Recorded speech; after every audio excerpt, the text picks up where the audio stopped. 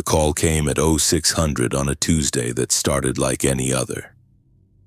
I was drinking coffee in my kitchen when the secure line rang.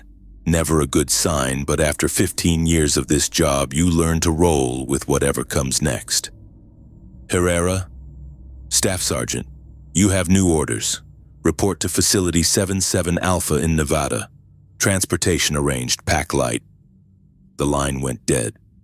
No explanation, no timeline, just coordinates and a departure slot from Nellis that afternoon. I'd learned not to ask questions when they used that tone. The flight took 3 hours in a transport that felt older than my service record. 2 other passengers, both keeping to themselves and reading files with classifications I couldn't see from my seat. The kind of trip where nobody talks and everybody pretends they're not wondering what they've gotten themselves into. Nevada looked exactly like I expected. Endless brown dirt stretching to mountains that might as well have been painted on the horizon. The facility sat in the middle of nowhere, a collection of concrete buildings that managed to look both new and weathered at the same time. Chain-link fencing topped with razor wire surrounded the whole thing, and guards at the checkpoint took their time with my paperwork. The man waiting for me inside wore a colonel's insignia and the kind of posture that said he'd been military since before I was born. Tall, lean with gray hair cut to regulation and eyes that tracked everything without seeming to move. Staff Sergeant Herrera. I'm Colonel Norman Estrada. Sir? We walked down a corridor lined with doors that had no windows and numbers instead of names. The floors were polished to a shine that probably took some enlisted kid 4 hours to achieve, and everything smelled like disinfectant and recycled air. Your service record makes for interesting reading, Norman said, not looking at me as we walked. 15 years, 3 deployments, commendations for leadership under pressure, clean disciplinary record. Thank you, sir. That wasn't a compliment. It was an observation. He stopped at a door marked Conference Room B and gestured for me to enter. The room held a table, 6 chairs, and nothing else except a projector mounted to the ceiling and a screen on the far wall. You've been selected for a special assignment, Norman continued, taking a seat across from me. Something that requires your particular combination of experience and adaptability. I sat down and waited.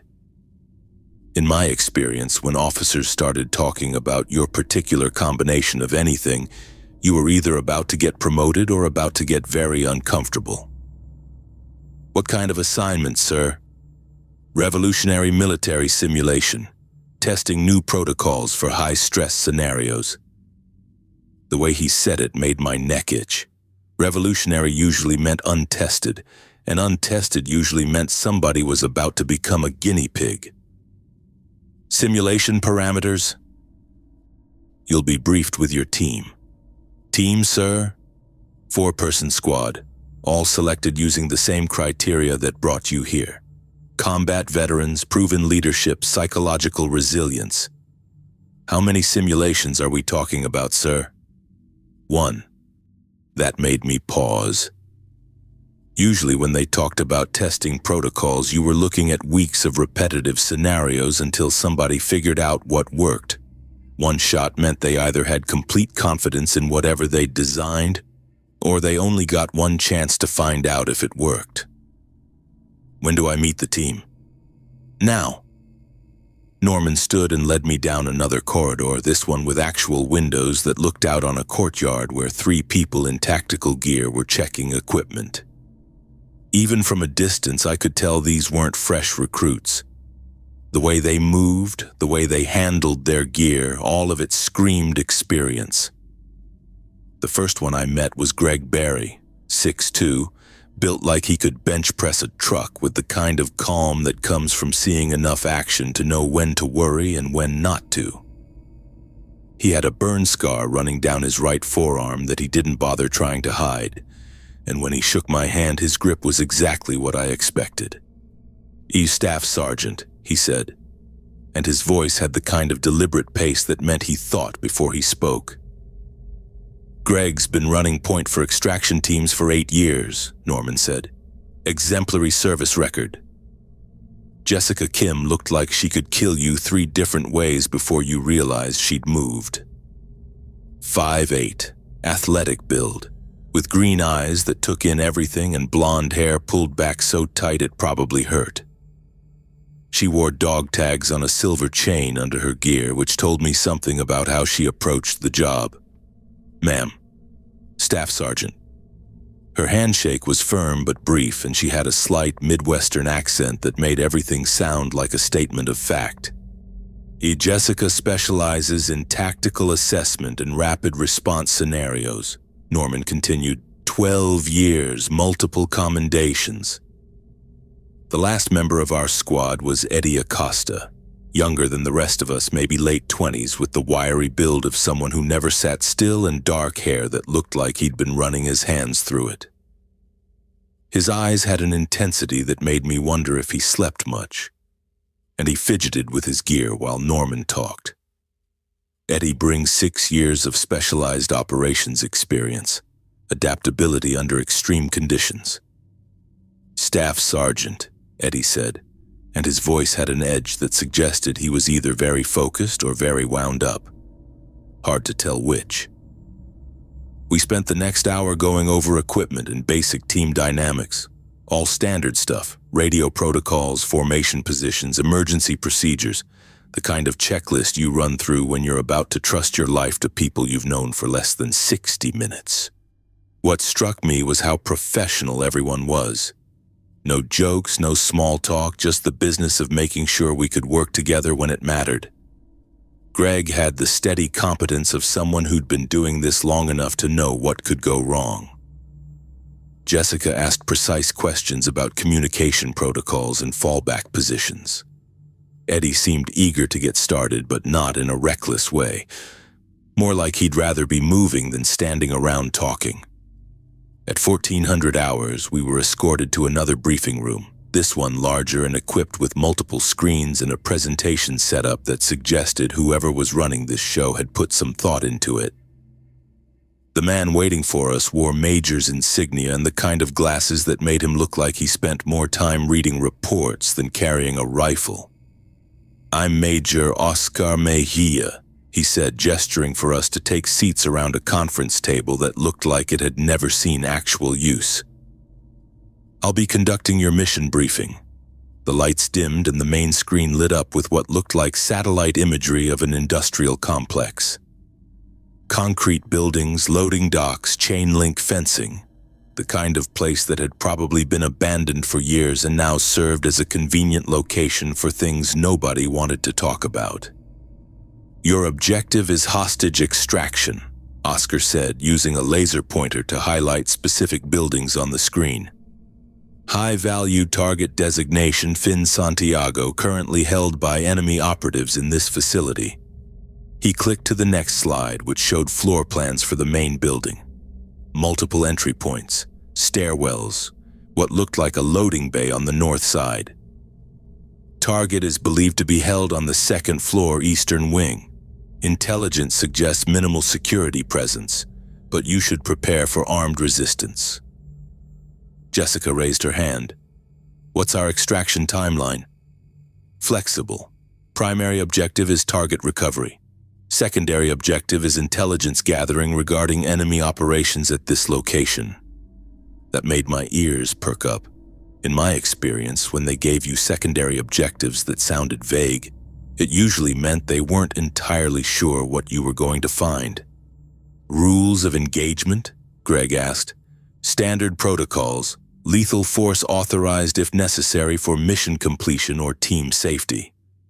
Oscar continued through the briefing, covering approach routes, communication procedures, and extraction protocols. All of it sounded routine enough, but something about the whole setup bothered me. The facility looked too convenient, too perfectly laid out for a training scenario. The enemy presence was described in terms that suggested estimates rather than solid intelligence. When he got to the timeline, things got more interesting. "Mission parameters are designed to test adaptability under changing conditions," Oscar said, and I caught a quick glance between him and Norman. "Objectives may shift based on real-time intelligence gathering." shift how? Eddie asked. Additional targets may be identified, priority levels may change. You'll need to assess and adapt as the situation develops. I'd been in enough operations to know that changing objectives usually meant somebody didn't know what they were really looking for. Or they knew, but weren't telling us. Neither option filled me with confidence, but I'd learned to work with what I was given. The briefing wrapped up with standard mission protocols and a reminder that all details were classified. We were scheduled for deployment at 0600 the following morning, which gave us the rest of the day to prepare and get our heads around working as a team. Walking back to the barracks afterward, I found myself thinking about those shifting objectives. In 15 years of military service, I'd seen plenty of missions where the plan changed once boots hit the ground. But I'd never seen one where they told you up front that the plan was designed to change. It felt less like preparation and more like they were expecting us to figure something out that they couldn't explain in advance. Which meant we were either walking into a situation nobody fully understood, or we were the ones being tested as much as the simulation itself. Either way, I had a feeling tomorrow was going to be more interesting than a standard hostage extraction.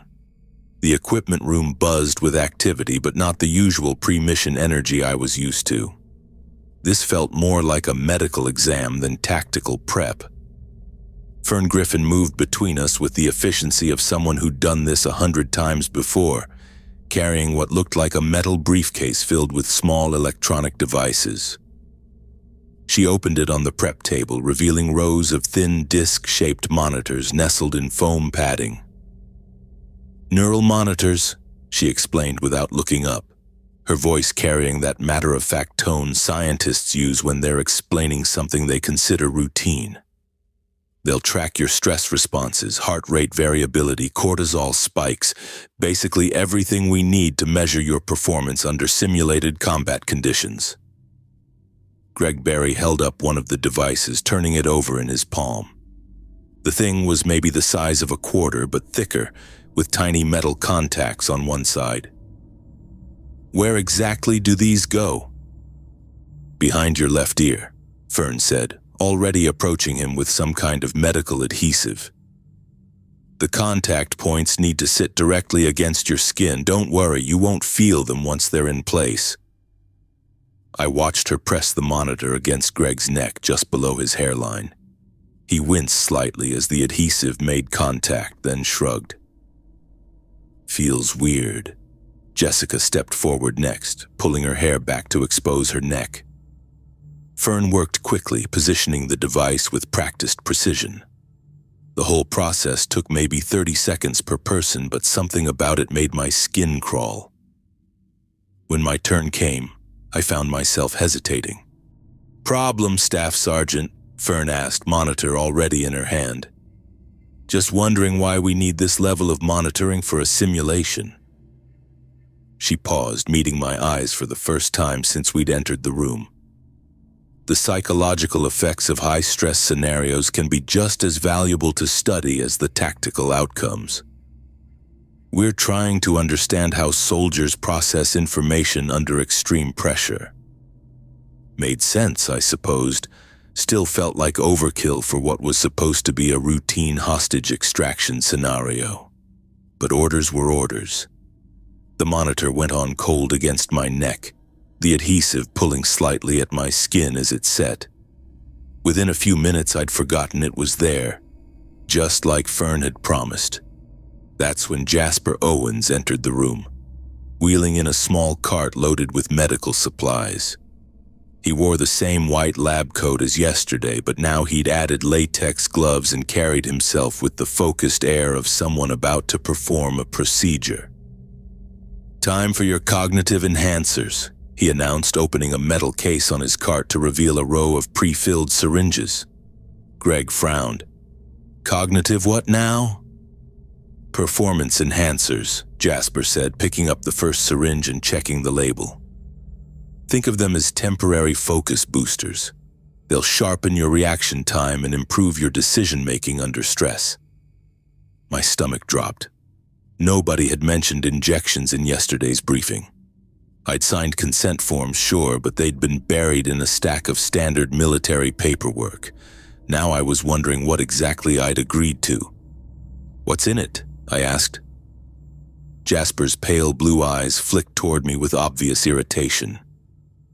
"A proprietary blend of nootropics and neurotransmitter precursors. Perfectly safe.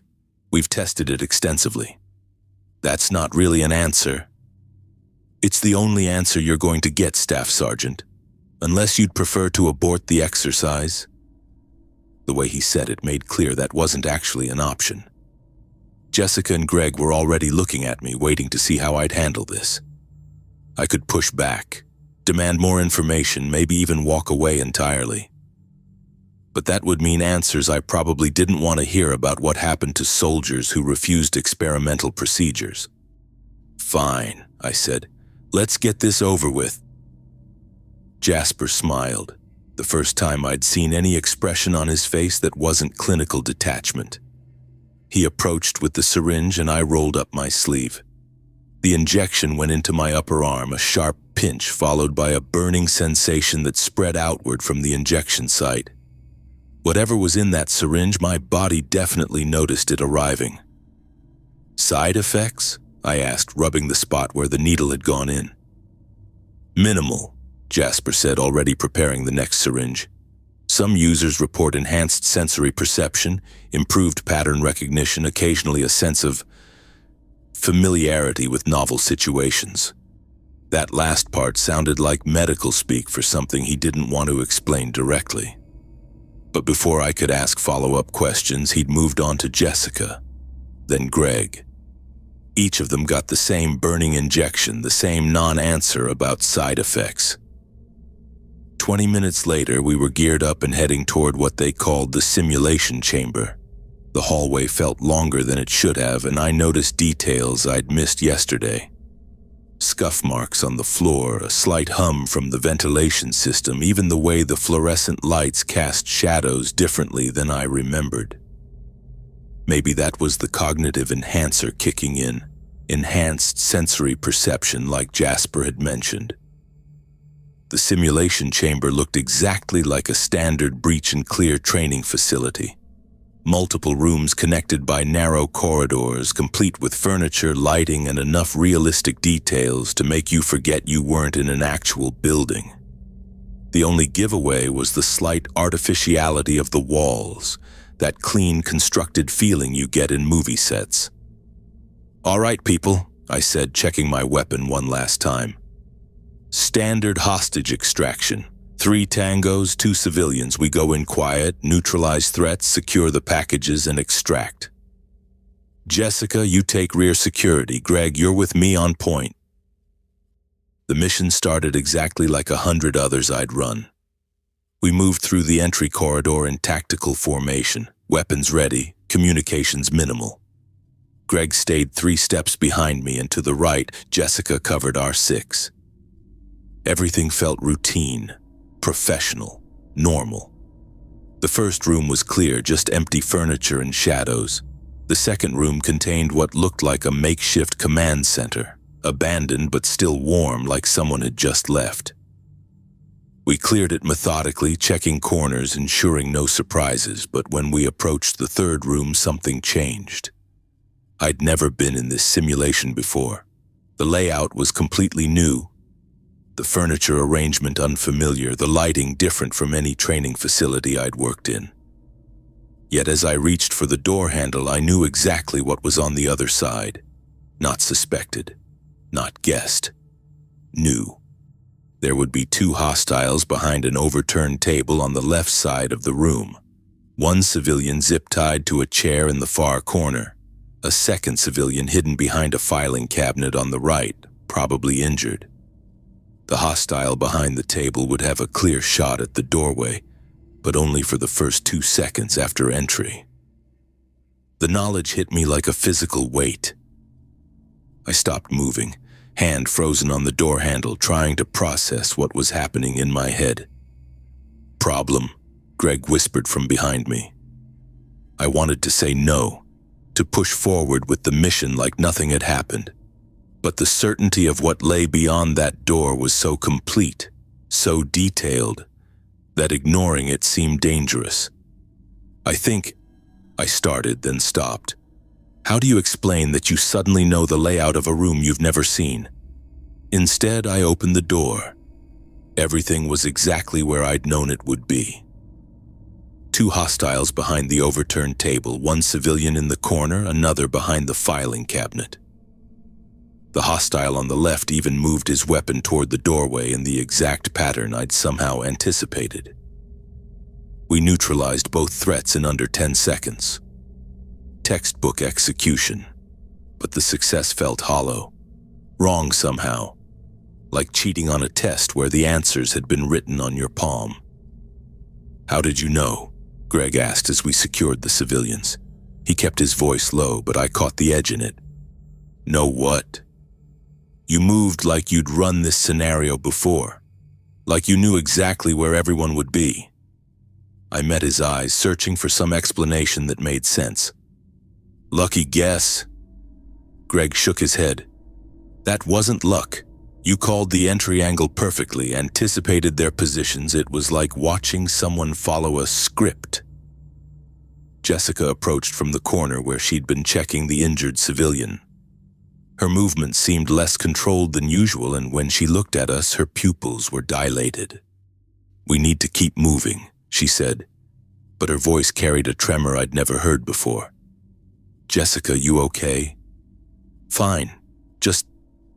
this place feels familiar, like I've been here before." The 3 of us stood there in the cleared room, each processing our own version of the same impossible sensation. The neural monitors behind our ears suddenly felt heavier, more intrusive.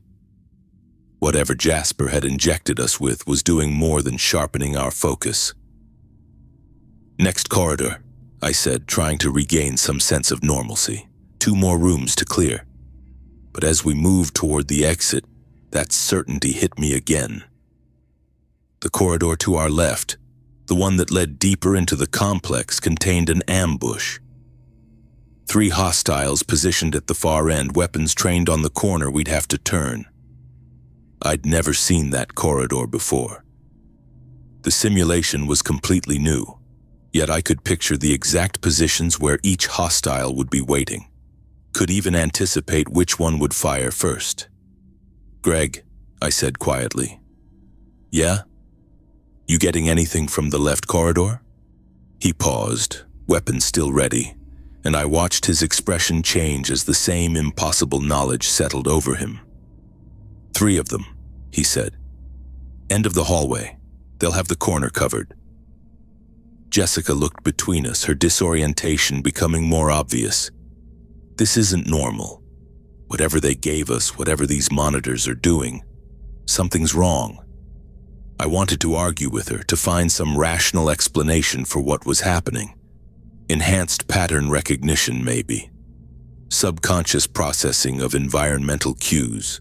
Something that didn't require accepting that we somehow knew things we couldn't possibly know. But standing in that simulation chamber, surrounded by scenarios that felt more like memories than new experiences, rational explanations weren't holding up very well. "We finish the mission," I said finally, "then we get some answers." Greg nodded, though he looked as unsettled as I felt. Jessica just stared at the corridor entrance like she was seeing something the rest of us couldn't. The ambush was exactly where we'd known it would be. By the 3rd hour, I knew we were screwed. Not in the usual tactical sense where you adapt and overcome.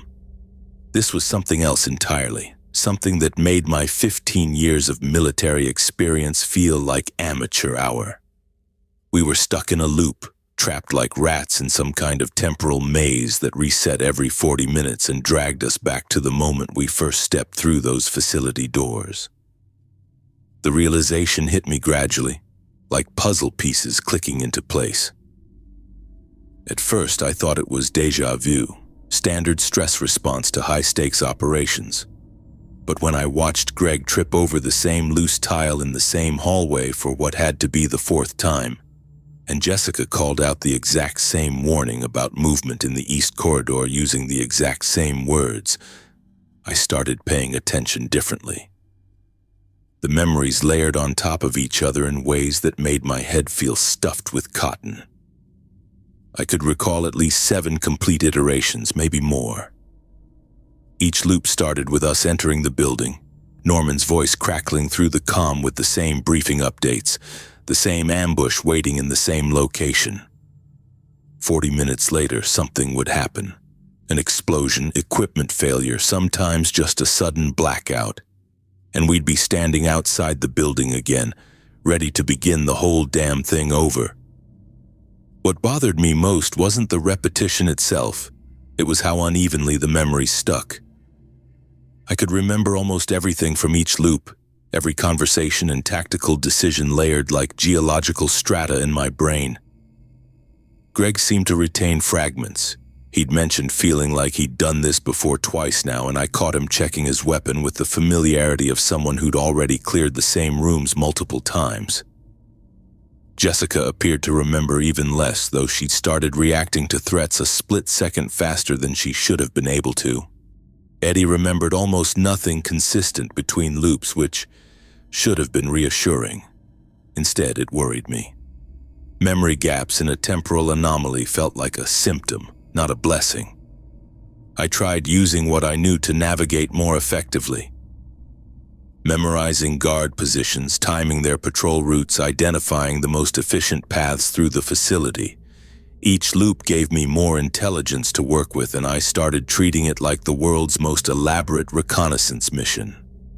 Map the terrain, catalog the variables, find the exit strategy. But by what I estimated was the 12th loop, though counting became fuzzy when your brain held a dozen versions of the same 40-minute period, Eddie started coming apart. It began with small things. Muttering under his breath during equipment checks. Flinching when Jessica spoke to him directly. Checking corners we hadn't reached yet like he expected something specific to be waiting there. The kind of behavioral changes that would normally warrant pulling someone from active duty, except we didn't exactly have that option. "They're watching us," Eddie said during our 13th entry into the facility. We'd made it to the 3rd floor this time, farther than most loops, and I was checking my tablet for the updated floor plan when he spoke.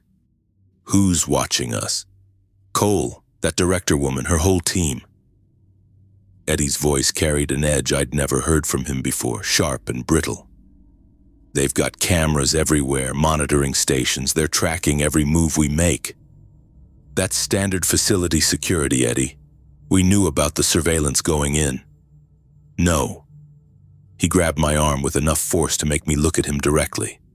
His pupils were dilated despite the bright corridor lighting, and sweat beaded along his hairline.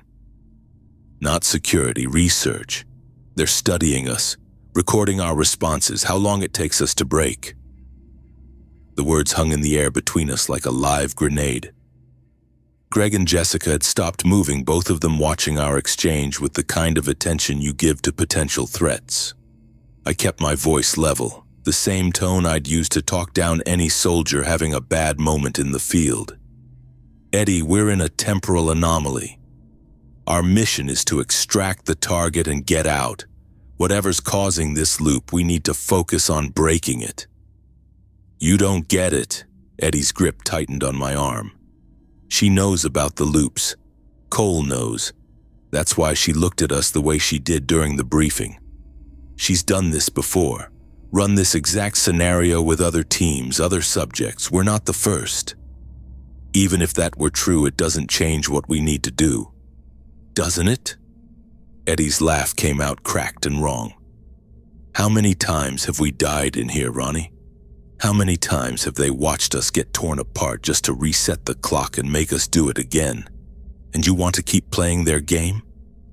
Greg stepped closer, his weapon lowered but ready. "Eddie, you need to dial it back. We're all under stress here." "Stress?" Eddie wheeled around to face him, and I saw Jessica's hand move to her sidearm. "This isn't stress, Barry. This is torture, psychological experimentation. And every time we reset, they get more data about how human beings respond to repeated trauma." I could feel the team dynamic shifting, fracturing under the weight of Eddie's paranoia. In normal circumstances, I would have had options: call for medical support, extract the affected soldier, reassess the mission parameters. But trapped in this loop, with 40 minutes to work with before everything reset again, those standard procedures felt useless. "Eddie, listen to me." I moved to block his line of sight to the others, forcing him to focus on me instead of spiraling into group accusations. Whatever's happening to us, whatever Cole's involvement might be, we still have a job to do. We can't help anyone if we fall apart. Help anyone? Eddie's voice climbed toward hysteria. We can't even help ourselves. Don't you see what they've done to us?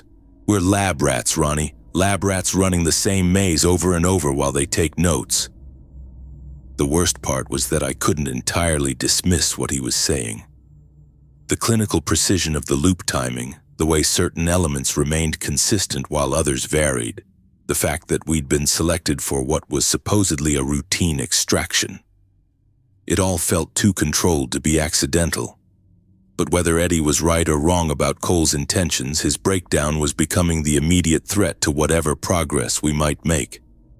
We stick to the mission, I said, making it an order rather than a suggestion.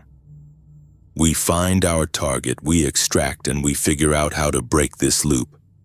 Everything else is speculation until we have more information.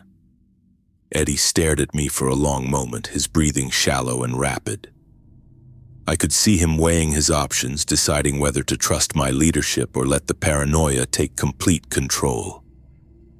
They're watching us right now, he whispered, his gaze moving to the ceiling.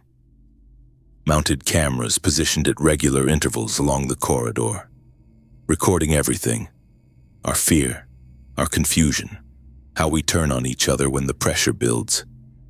It's all data to them. The loop reset 18 minutes later when Eddie triggered an explosive device that shouldn't have been armed yet, as the familiar sensation of temporal displacement washed over me. I realized that maintaining team cohesion was going to be just as challenging as solving the tactical puzzle of the facility itself. Maybe more challenging, since paranoia and psychological breakdown don't respond well to military discipline or tactical expertise. By the 8th iteration, I'd mapped every corridor, timed every guard rotation, and memorized the facility's layout down to the last supply closet. The basement laboratory was exactly where I knew it would be, tucked behind the maintenance area, accessible through a service door that looked like it led to nothing important. Eddie moved differently this time. His shoulders stayed hunched and he kept checking corners we'd already cleared 3 times. Greg noticed it too, shooting me questioning looks every few minutes. Jessica stayed focused on the mission, but I caught her watching Eddie when she thought no one was looking. The laboratory door stood slightly ajar, just like before. But knowing what waited inside didn't make it any easier to process. Santiago's in there, I said, keeping my voice low. He's alive, but he's not normal. Eddie pushed past me before I could stop him. Let's get this over with. The basement lab stretched longer than it had any right to, filled with equipment I didn't recognize and couldn't begin to identify. Medical monitors beeped steadily from somewhere in the back. The air tasted metallic, like copper pennies mixed with antiseptic. Fluorescent lights buzzed overhead, casting everything in harsh white that made shadows look too sharp. Finn Santiago sat on a hospital bed in the far corner wearing what looked like surgical scrubs. He was conscious, more conscious than he'd been in previous loops, but his eyes tracked movement like he was seeing through water. When he noticed us, he didn't react with fear or relief, just acknowledgement. Finn Santiago, I called out, though I already knew the answer. He turned his head toward me, slow and deliberate. The movement revealed a fresh surgical scar running across his abdomen, maybe 6 inches long and held together with what looked like military-grade medical staples. The wound was clean but recent, probably no more than a few days old. That's new, I muttered, though it wasn't. I'd just never gotten close enough to see it clearly before. Eddie stepped forward, his weapon still raised but not quite pointed at Santiago. This doesn't make sense. Why isn't he restrained? Why isn't he trying to escape? Santiago watched us with the kind of blank attention you see in people coming out of heavy sedation. Not hostile, not frightened, just present. His breathing was steady but shallow, and when he shifted position, he moved like someone who'd been lying down for a long time. That's when I saw the device. It sat on a metal table maybe 10 feet away from Santiago's bed, about the size of a laptop but thicker. The surface looked like brushed steel, but it gave off a faint blue glow that pulsed in a rhythm I recognized immediately. The same rhythm I'd been feeling in my chest every time the loop reset. The same timing that had been driving me crazy for hours. I approached the table carefully, keeping Santiago in my peripheral vision. The device hummed quietly, and when I got within arm's reach, I could feel something like static electricity making the hair on my forearms stand up. "What is that thing?" Greg asked from behind me. Before I could answer, the device pulsed brighter for just a second. The timing matched exactly with the moment when everything usually went sideways, when the facility's emergency systems would activate, and the whole scenario would start over again. "I think," I said slowly, "this is what's been causing our problem." Eddie moved closer to Santiago, his agitation becoming more obvious with each step. His hands kept shifting position on his rifle, and he was breathing faster than the situation called for. "You're doing this to us," he said to Santiago, though Santiago didn't seem to be listening. "You're the reason we keep getting stuck." Santiago blinked once, slow and deliberate, but didn't respond. "Eddie," I said, trying to keep my tone steady, "I'm back off. He's not the enemy here." But Eddie wasn't backing off. If anything, he was getting closer, and his voice was taking on that edge I'd been hearing more and more often as the loops progressed. "Look at him. He's not even trying to get away. He's just sitting there like he's waiting for something." I could see Eddie's point, but something about the whole setup felt wrong. Santiago wasn't acting like someone who was in control of anything. He looked like a patient, not a perpetrator, and the surgical scar suggested he'd been operated on recently, which raised questions about whether he was even capable of controlling whatever was happening to us. "Eddie, take a breath," I said, moving between him and Santiago. "We need to figure out what's going on before we do anything irreversible." But Eddie was beyond listening to tactical advice.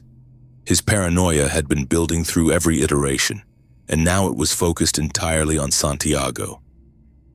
I could see it in his posture, in the way he kept shifting his grip on his weapon, in the way his eyes stayed locked on Santiago's face. "He's been playing with us," Eddie said, his voice getting louder. "Making us run through this over and over again like lab rats. How many times have we done this? How many times have we failed?" The device pulsed again, and this time I felt it like a physical sensation. Like someone had just turned up the bass on a sound system I couldn't hear. Santiago's eyes focused more clearly for a moment, and he looked directly at me with something that might have been recognition. That's when Eddie raised his rifle. "Eddie, stand down," I ordered. But he wasn't following orders anymore. The multiple loops had broken something in him, and all that training and discipline was being overridden by accumulated frustration and paranoia. "He's the source," Eddie said, and his finger moved toward the trigger. "If we eliminate him, maybe this stops." Santiago didn't try to move away or defend himself. He just sat there watching Eddie with that same drugged calm, like he was observing something that was happening to someone else. I could feel the situation spiraling out of control. Greg and Jessica were positioned behind us, probably trying to figure out whether to back Eddie's play or follow my lead. The device kept pulsing in its steady rhythm, and Santiago kept sitting there like he was waiting for whatever came next. Eddie's breathing was getting faster, and I could see sweat beading on his forehead despite the cool temperature in the lab. Every few seconds he'd twitch slightly, like he was fighting an internal argument about what to do next. The worst part was that I couldn't completely dismiss his logic. Santiago was connected to this somehow. The device, the loops, the whole impossible situation we'd been trapped in. But shooting him felt like the kind of irreversible mistake that would haunt us long after we figured out how to get home. If we ever figured out how to get home. I watched Eddie's trigger finger tense and realized we were about 30 seconds away from finding out whether killing Santiago would solve our problem or make it infinitely worse. By the 15th iteration, or what I thought was the 15th, I could see Eddie was gone. Not dead, but gone in the way that mattered. The man who'd started this mission with focused determination had become something else entirely, his amber eyes wild and unfocused, his hands shaking as he gripped his rifle like it was the only thing keeping him anchored to reality. We'd made it to the laboratory again, same as always. Santiago stood at his workstation, bent over some kind of monitoring equipment, completely unaware that we'd lived this moment 14 times before. Greg and Jessica flanked the entrance, weapons ready but relaxed. They knew the routine by now. The scientist would turn, act surprised, then start his usual explanation about temporal mechanics and extraction protocols.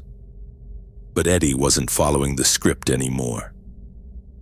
"You did this to us." His voice came out flat and cold, cutting through the lab's electronic hum. Santiago looked up, confused, and I felt my stomach drop when I saw where Eddie was pointing his weapon.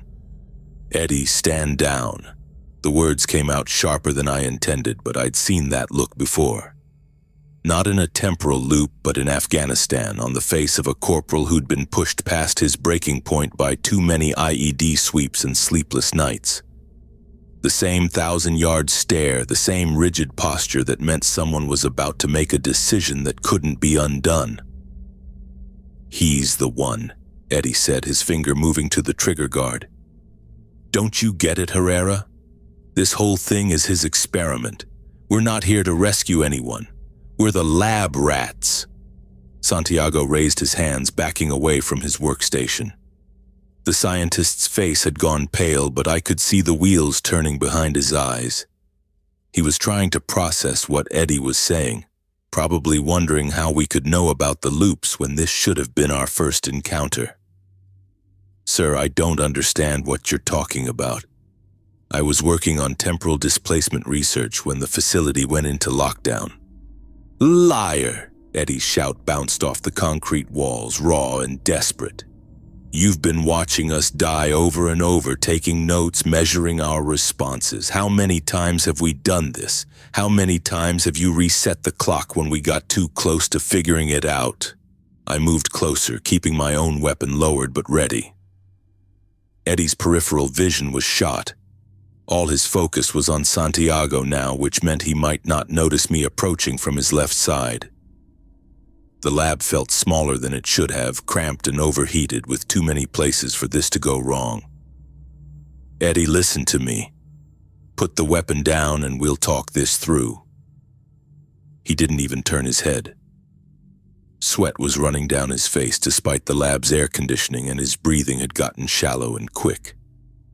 Classic signs of a full breakdown, the kind that ended with body bags and incident reports that got buried in classified files. "Talk?" Eddie laughed, a harsh sound that didn't match the man I'd known for 3 years. "We've talked 15 times already, Herrera. Same conversation, same lies, same bullshit about temporal mechanics and rescue operations. But I remember now. I remember all of it." Santiago was pressed against the back wall now, his hands still raised. "Please, I don't know what's happening here, but I'm not responsible for any loops or experiments. I'm just a researcher." "Shut up." Eddie's voice cracked on the words, and I saw his knuckles go white around his rifle grip. "I watched Greg die in the 4th loop when those ceiling charges went off early. Jessica took shrapnel to the chest in the 7th when we tried the maintenance route. You killed them and then you brought them back just to kill them again. The thing was, Eddie was right about the loops. We had been here before, done this before, died before. But Santiago wasn't the puppet master. He was just another piece on the board, same as us. The real controllers were somewhere else, watching through cameras and sensors, measuring our stress responses and decision trees like we were data points in a research paper. But try explaining that to someone who'd cracked under the weight of reliving the same nightmare over and over. Eddie, you need to... He cut me off without looking away from Santiago. No more resets, no more loops. I end him, and this whole sick experiment ends with him. That's when I knew I was out of options. Eddie's finger was moving to the trigger. His stance had shifted to a firing position, and nothing I could say was going to bring him back from the edge he'd already gone over. Santiago was about to die, and whether that would break the loop or trap us here forever, I couldn't risk finding out. Military training takes over in moments like these. You don't think about friendship or loyalty or the fact that you're about to shoot someone who served beside you for 3 years. You think about the mission, about protecting civilians, about preventing a situation from getting worse than it already is. I raised my weapon and fired. The shot was clean, center mass, just like they'd taught us at Benning. Eddie jerked forward, his own rifle discharging harmlessly into the floor as he lost his grip. He turned toward me for just a second, his amber eyes wide with surprise and something that might have been relief before he collapsed. The sound of his body hitting the concrete was louder than my gunshot had been. I stood there, weapon still raised, watching blood pool beneath my teammate's chest. Santiago was pressed against the wall, staring at both of us with undisguised horror. Greg and Jessica had their rifles up now, covering the room's other entrances out of pure instinct, but their faces showed the same shock I was feeling. Then everything changed. The walls didn't disappear gradually. They just stopped being there, like someone had flipped a switch that controlled reality itself. The concrete laboratory dissolved around us, replaced by smooth white panels and observation windows that stretched from floor to ceiling. Banks of monitoring equipment lined the walls, their screens displaying readouts I didn't recognize. The air smelled different too, sterile and processed, like a hospital or a clean room. We were standing on a raised platform in the center of what looked like a massive testing chamber. The facility we'd been infiltrating for the past however many loops had been nothing more than a sophisticated simulation, projected around us while we acted out our roles like characters in some kind of military theater. I kept my rifle trained on empty air where Santiago had been standing, but the scientist was gone. Had he ever been real, or just another projection? My mind was still trying to process the transition from concrete walls to white panels when I heard footsteps on metal stairs. Technicians in lab coats were coming up from observation stations below, moving with the efficient urgency of people who'd been monitoring a situation that had just gone off script. Behind them came a figure I recognized, Orion Fields, the security officer who'd escorted me through the facility's administrative levels before the simulation began. Fields approached slowly, his hands visible and empty, but I could see the tension in his shoulders. He was ready to move fast if I decided to keep pointing my weapon at people. "Staff Sergeant Herrera," he said in that same calm voice I remembered from our first meeting. "The simulation has ended. I need you and your team to lower your weapons and come with me." I looked down at Eddie's body, still crumpled on the platform where I'd shot him. Blood was still spreading across the white floor, real and warm and permanent. Whatever else had been fake, that part was genuine. "Is he dead?" Fields followed my look and nodded once. "Medical teams are on standby, but yes. The simulation's safety protocols didn't extend to live ammunition. The weight of that hit me like a physical blow. We'd been fighting through what we thought was a real mission, with real stakes and real consequences, but the only actual death had been the one I'd caused. Everything else, the loops, the facility, the threats we'd faced, had been elaborate theater designed to push us past our breaking points. And it had worked. Eddie had cracked, and I'd killed him for it. Greg lowered his weapon first, then Jessica. I was the last to stand down, my rifle finally pointing at the floor instead of at shadows and memories. The technicians moved past us toward Eddie's body, but I couldn't watch them work. Couldn't process the idea that my teammate was dead because I'd made a split-second decision in a situation that hadn't actually been real. Fields was still waiting, patient and professional. "Sir, I need to escort you and your team to debriefing. There are people who want to talk to you about what happened here." I nodded, though I wasn't sure I could form words yet. The testing chamber felt enormous around us, filled with equipment and observation points that had been tracking our every move through 15 iterations of the same nightmare scenario. Someone had been watching us break down, measuring our responses, taking notes on how long it took before we'd snap and turn on each other.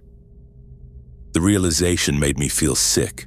This whole thing had been designed to break us, to see what happened when soldiers were pushed beyond their psychological limits in a controlled environment. Eddie's breakdown hadn't been a failure of the system. It had been the desired outcome. "Move out," I said to Greg and Jessica, my voice sounding hollow in the vast chamber. "Stay close." Fields led us toward a set of stairs that descended to the observation level.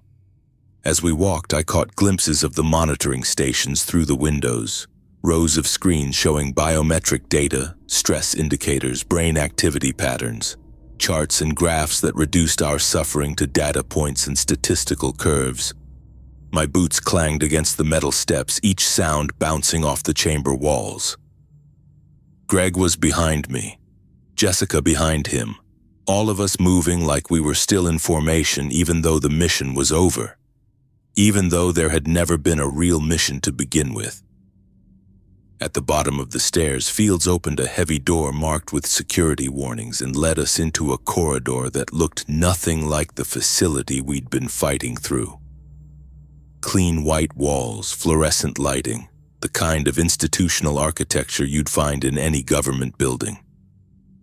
No blast damage, no signs of the terrorist takeover that had supposedly trapped Santiago and the other researchers. "Where are we?" Jessica asked. Her voice was steady, but I could hear the strain underneath. "Classified research facility in Nevada," Fields said without turning around. "The simulation chamber is part of a larger complex. You've been here for the past 18 hours. 18 hours.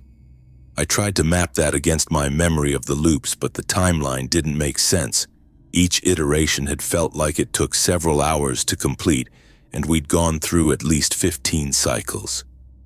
Either time had been moving differently inside the simulation, or my perception of duration had been completely scrambled by whatever technology they'd used on us. We passed doors marked with numbers and security classifications, but Fields didn't stop until we reached a section labeled Medical Evaluation. He used a key card to open another heavy door, revealing a waiting area with chairs and a reception desk. "Wait here," he said. "Someone will be with you shortly to begin the debriefing process." Then he was gone, leaving the three of us alone in a room that felt more like a doctor's office than a military facility. I sat down in one of the chairs, still trying to process what had happened. Greg and Jessica took seats across from me, but none of us spoke. What was there to say? That we'd been used as test subjects in some kind of psychological experiment? That Eddie was dead because I'd believed we were in a real crisis situation? That everything we'd endured, the loops, the fear, the gradual realization that we were trapped, had been carefully orchestrated to study our breaking points? The door opened again, and a woman in a lab coat entered with a tablet in her hands. She looked to be in her 40s with graying brown hair and the kind of tired eyes that came from working long hours under artificial light. "Staff Sergeant Herrera. I'm Dr. Rosa Hughes, Chief Psychological Evaluator for this project. I need to speak with each of you individually about your experience in the simulation." She looked at Greg and Jessica.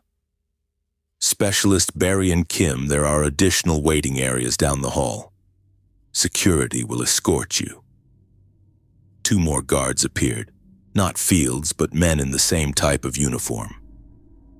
Greg and Jessica stood without argument, probably as eager as I was to get this whole thing over with. The door closed behind them, leaving me alone with Dr. Hughes. She sat down across from me, her tablet balanced on her knees. "Before we begin the formal debriefing, I want you to know that what happened to Specialist Acosta was not your fault. The simulation was designed to create extreme psychological pressure, and your response was within normal parameters for the scenario." Normal parameters. Like shooting my teammate was just another data point they'd been expecting to collect. "How many times did we go through the loop?" I asked. Hughes consulted her tablet. 16 complete iterations over the course of 14 hours. Your team's performance was remarkable. Most test subjects begin showing signs of severe psychological stress by the 8th or 9th cycle. Eddie showed signs of stress. Yes, and your decision to neutralize the threat he posed prevented potential cascade failures in the other team members. From a mission perspective, you made the correct choice. I wanted to hit her. Not because she was wrong, but because she was right, and that made it worse somehow.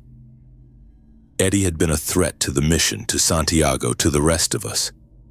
In a real situation, shooting him would have been the only option.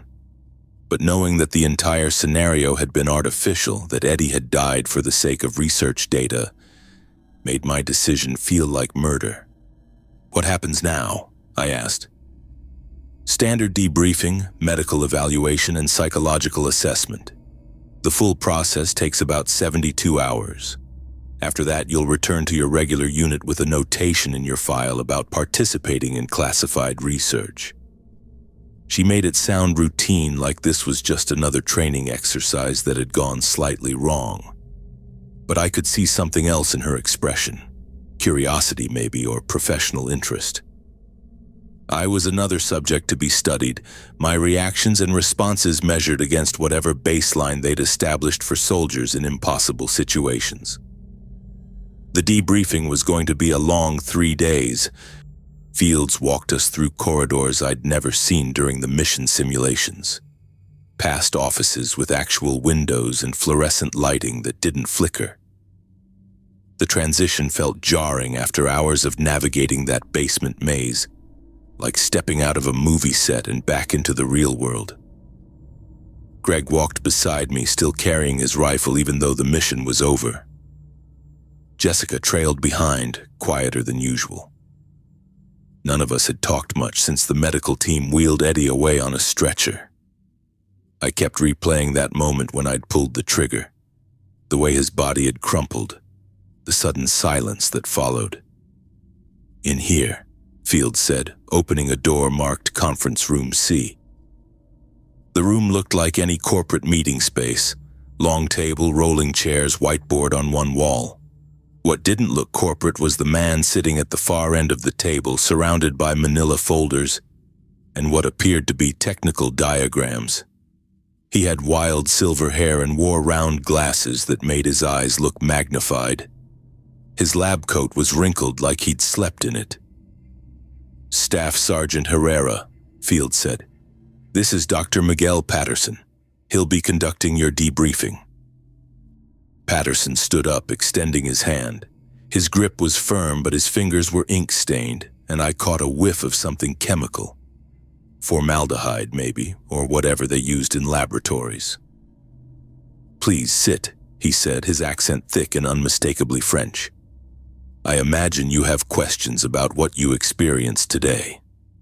Greg and Jessica took seats across from me. Fields positioned himself by the door like he was planning to stay and watch. Patterson pulled out a fountain pen and opened one of his folders. "Before we begin," Patterson said, "I want to assure you that everything you experienced was real. The facility, the time distortions, the psychological effects, all of it actually happened. This was not a simulation in the traditional sense. I'd been expecting some kind of virtual reality explanation, maybe advanced holographic projection. The idea that we'd actually been trapped in temporal loops seemed impossible. But then again, impossible had been the theme of the entire day. Real how? I asked.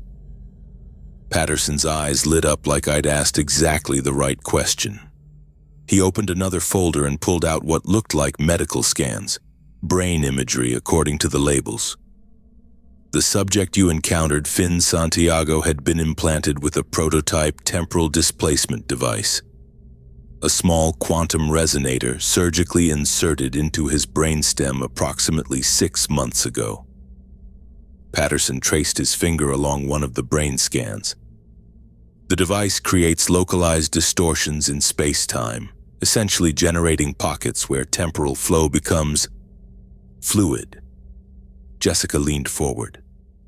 You're saying he was causing the time loops? In a manner of speaking, yes.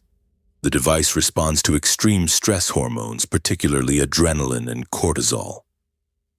When Santiago's fight-or-flight response activated, which happened repeatedly during your mission, the temporal field expanded, affecting everyone within a roughly 50-meter radius. I thought about the basement laboratory, the way everything had felt wrong down there. The heaviness in the air, the sense that time was moving through thick syrup. So every time we found him, every time the situation escalated, it triggered another loop, I said. Precisely. Patterson pulled out more documents, charts showing brainwave patterns and stress hormone levels. The device was designed to be activated by psychological trauma, creating a defensive mechanism that would essentially rewind threatening situations. Santiago's unconscious mind was trying to escape the scenario by resetting it. Greg had been quiet through all this, but now he spoke up. Why didn't we remember the previous loops? If it was real, shouldn't we have retained the memories? An excellent question. Patterson adjusted his glasses. The temporal field doesn't just affect physical space, it influences neurological pathways as well. Think of it like a river flowing backward. The water returns to its previous position, but any debris caught in the current gets reset as well. Your memories, your decision-making processes, even your muscle memory, all of it reverted to the state it was in when you first entered the affected area. The explanation made a sick kind of sense. It explained why I'd felt so confident about knowing the facility layout, why I'd been able to anticipate guard movements and security protocols. I hadn't been learning the patterns. I'd been reliving them over and over, with each iteration building on knowledge I couldn't consciously access. How many times did we go through it? Jessica asked. Patterson consulted his notes. Based on our monitoring equipment, the loop activated 17 times over the course of approximately 4 hours. Each cycle lasted between 10 and 15 minutes of subjective time, though the temporal distortion made precise measurement challenging. 17 times. 17 times I'd shot Eddie, 17 times I'd watched him break down, 17 times I'd made the same impossible choice. The weight of that settled in my stomach like a lead ball. The subject, Santiago, what's his condition now? I asked. Stable, though the device will need to be removed surgically within the next 48 hours. Prolonged exposure to the temporal field has caused some neural degradation. He'll likely have no memory of the events. Lucky him, I thought. Patterson closed the folder and leaned back in his chair. The experiment was designed to assess how military personnel would function under temporal anomalies. Our research suggests that future warfare may involve encounters with similar phenomena, whether naturally occurring or artificially created by hostile forces. So we were guinea pigs, Greg said, his voice flat. You were test subjects, yes. But the data you've provided will be invaluable for developing protocols and training programs. Your performance exceeded our expectations in several key areas. Field stepped forward, then checking his watch. Dr. Patterson, General McLaughlin is ready for his meeting with Staff Sergeant Herrera. Patterson nodded and began gathering his papers. Thank you for your cooperation, Sergeant. I know this has been difficult. The medical team will want to run some additional scans over the next few days just to ensure there are no lasting effects from the temporal exposure. As we stood to leave, I caught Patterson's arm. The breakdown, Eddie's psychological break, was that part of the experiment too? Patterson hesitated, his magnified eyes studying my face. That will be a question for General McLaughlin, I think. Fields led me down another corridor, this one carpeted and lined with framed military photographs. The general's office was at the end behind heavy wooden doors that looked like they belonged in a mansion rather than a military facility. Jaden McLaughlin stood behind his desk when I entered, his dress uniform immaculate despite the late hour. He was exactly what I'd expected from his reputation. Tall, imposing, with the kind of presence that made junior officers straighten their spines automatically. Staff Sergeant Herrera, he said, extending his hand. Outstanding work today, please have a seat. The office was larger than most apartments I'd lived in, with bookshelves covering 2 walls and a conference table that could seat a dozen people. McLaughlin's desk was clear except for a single folder with my name on it. I've been reviewing your performance data, he said, settling into his chair. Your ability to maintain operational effectiveness under extreme temporal disorientation was remarkable. Most subjects, and yes, there have been others, experience complete cognitive breakdown within the first few loops. Others? I asked. This was the 7th iteration of the experiment. Previous test group didn't fare as well. The temporal effects tend to cause severe psychological trauma in most individuals. Paranoia, dissociation, complete loss of rational thought processes. I thought about Eddie's wild eyes, the way he'd become convinced that Santiago was somehow responsible for trapping us. The paranoia hadn't been entirely wrong. Santiago was the key to our situation. But Eddie's mind had processed that truth in the most destructive way possible. Specialist Acosta's breakdown, I said. You knew it would happen. McLaughlin opened my folder and consulted something inside. Our psychological profile suggested it was a probable outcome, yes. Acosta scored high for tactical ability but showed markers for stress-induced paranoid ideation. We needed to observe how a team would function when one member became compromised by temporal exposure. The casual way he said it made my jaw clench. Eddie wasn't just a soldier who'd cracked under impossible pressure. He'd been a planned casualty, a variable they'd wanted to test. Your response to his breakdown was exactly what we hoped to see, McLaughlin continued. You recognized the threat, made the tactical decision, and followed through despite personal cost. That kind of operational clarity under temporal stress is precisely what we need for future applications. Future applications, I repeated. The technology exists, Sergeant. If we can develop it, so can our enemies. We need soldiers who can function effectively in temporally unstable environments, who can maintain mission focus when reality itself becomes unreliable. McLaughlin leaned forward, his dark eyes intense. You've demonstrated that such performance is possible. The question now is whether you're interested in helping us develop the training protocols for other soldiers. I sat back in the chair, processing what he was telling me. The entire mission had been designed around testing my ability to function when everything I understood about cause and effect broke down.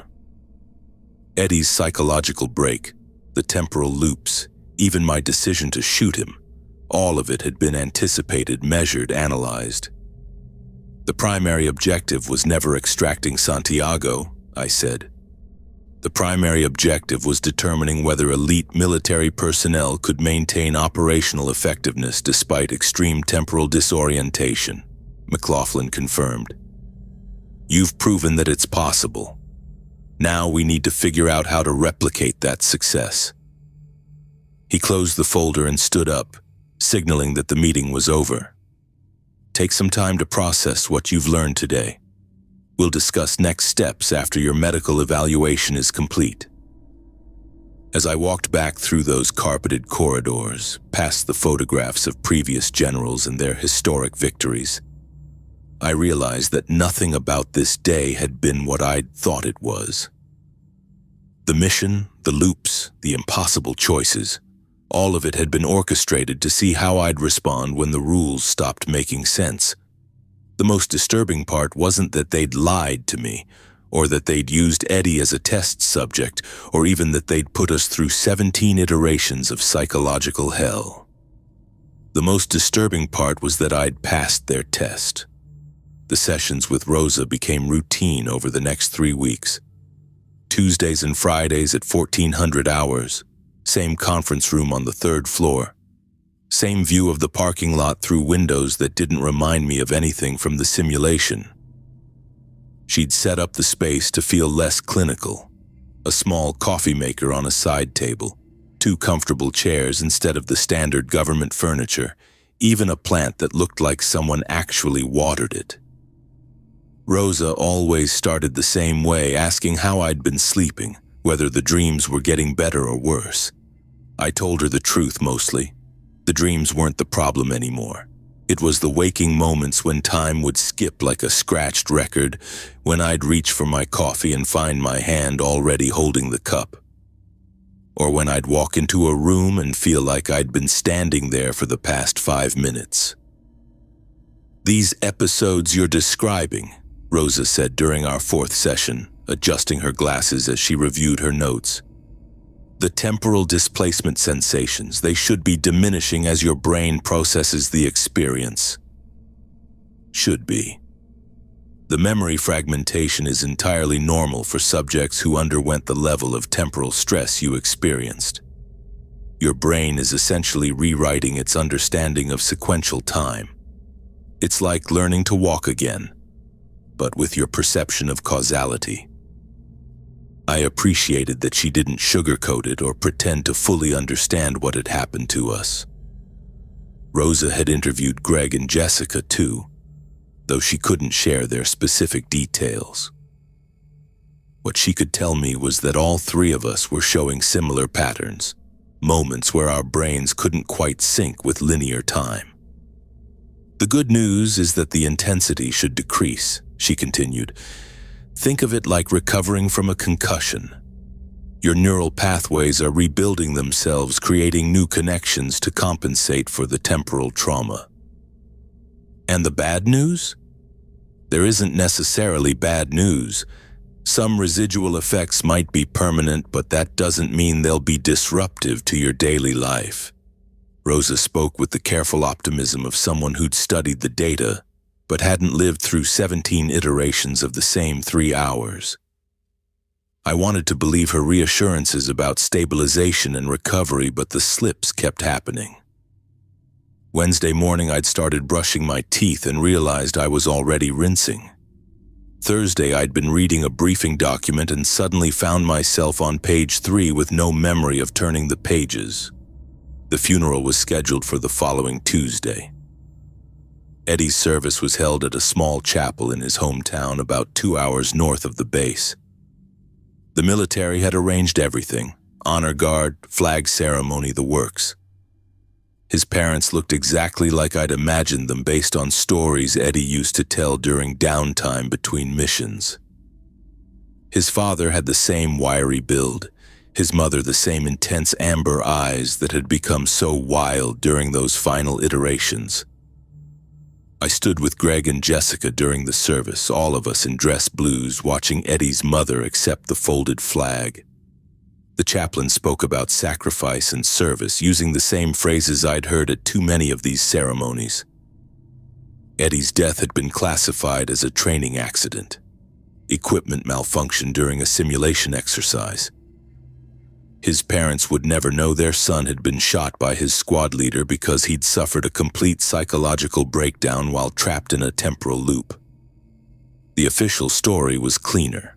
less complicated, easier for everyone involved. After the service, most of the attendees moved to the reception hall next door.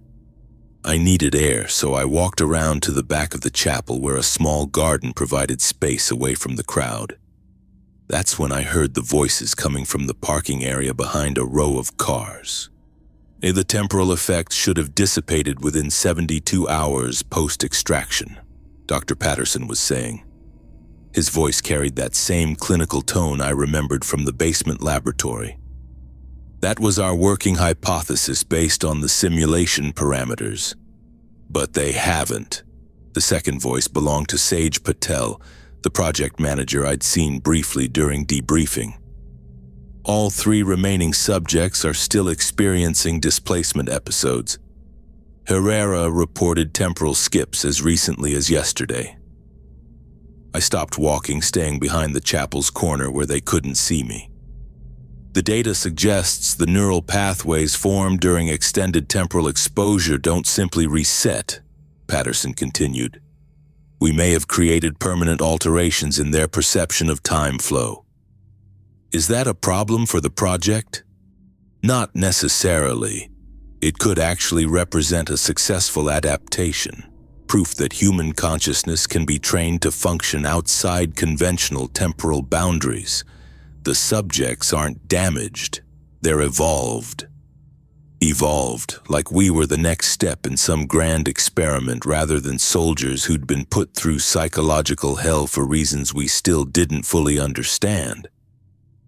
I thought about Rosa's reassurances, her careful optimism about recovery and stabilization. Either she didn't know what Patterson and Patel were discussing, or she'd been instructed to keep the subjects calm while the scientists studied our ongoing symptoms. The Oversight Committee will want a full report on long-term effects, Patel said. They'll get one, but the initial assessment shows successful temporal integration. The subjects can function normally in standard time while retaining enhanced temporal awareness. It's exactly what we hope to achieve. Enhanced temporal awareness.